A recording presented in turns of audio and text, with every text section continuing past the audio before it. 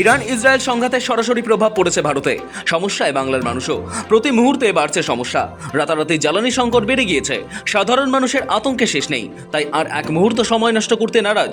বুধবার বিকেলেই গ্যাস ও জ্বালানি তেল সংক্রান্ত তথ্য চেয়ে সংস্থাগুলির সঙ্গে জরুরি বৈঠকে বসেন মুখ্যমন্ত্রী মমতা বন্দ্যোপাধ্যায়।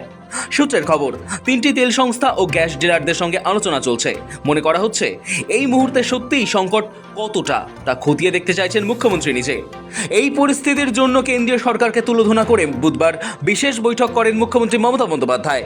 গ্যাস ডিলারদের তার বার্তা, রাজ্যে মজুদ গ্যাস বাইরে পাঠাবেন না।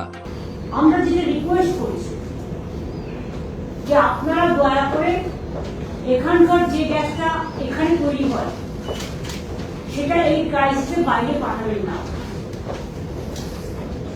কারণ বাইরের লোক তো আমাদের দেবে না। আমাদের এখানে যে রিফাইনারি আছে সেখান থেকে যেন বাইরে না যায়। এখন কোনো হলদিয়াতে আছে, আপনারা জানেন, হলদিয়াতে আছে, দুর্গাপুরে আছে। গ্যাস সরবরাহের সংকট মোকাবিলায় বৃহস্পতিবার নবান্নে জরুরি বৈঠক ডেকেছেন মুখ্যমন্ত্রী। সেখানে সব দপ্তরের আধিকারিকদের সঙ্গে পরিস্থিতি পর্যালোচনা করবেন তিনি।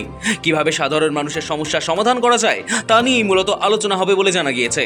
তার আগে বুধবার একাধিক তেল সংস্থা ও গ্যাস ডিলারদের সঙ্গে বিষয়টি নিয়ে আলোচনা করেন তিনি।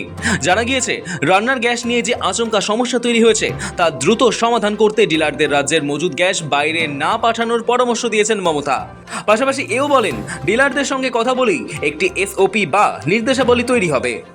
স্টক টেকিং করবার জন্য আমরা সিদ্ধান্ত নিয়েছি, আমরাও একটা এসওপি তৈরি করব মানুষকে জানানোর জন্য ডেলি, এবং ওরাও তৈরি করবে আমাদের সাথে সহযোগিতা করার জন্য।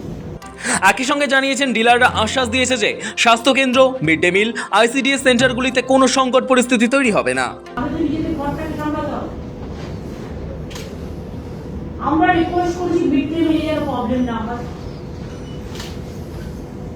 হেলথে যেন হসপিটালে প্রবলেম না হয়,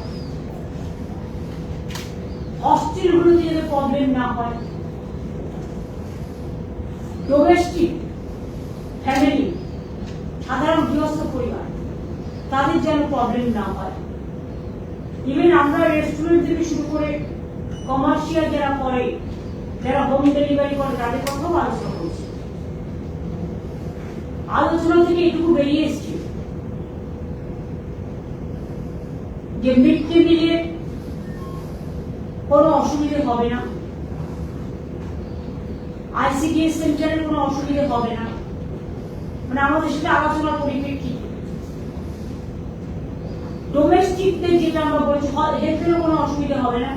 মুখ্যমন্ত্রী বারবার জানিয়েছেন, মানুষের দৈনন্দিন জীবনের সঙ্গে জড়িত এই পরিষেবাগুলিকে সচল রাখতে হলে কেন্দ্রীয় সরকারকে দ্রুত পদক্ষেপ করতে হবে।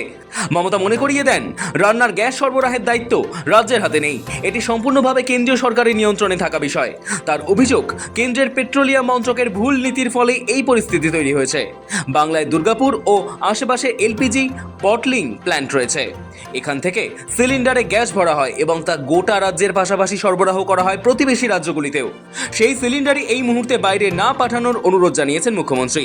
মাঝে অভিযোগ উঠেছিল, গ্যাস বুকিংয়ের জন্য সংস্থাগুলিতে ফোন করলেও কোনো উত্তর পাওয়া যাচ্ছিল না।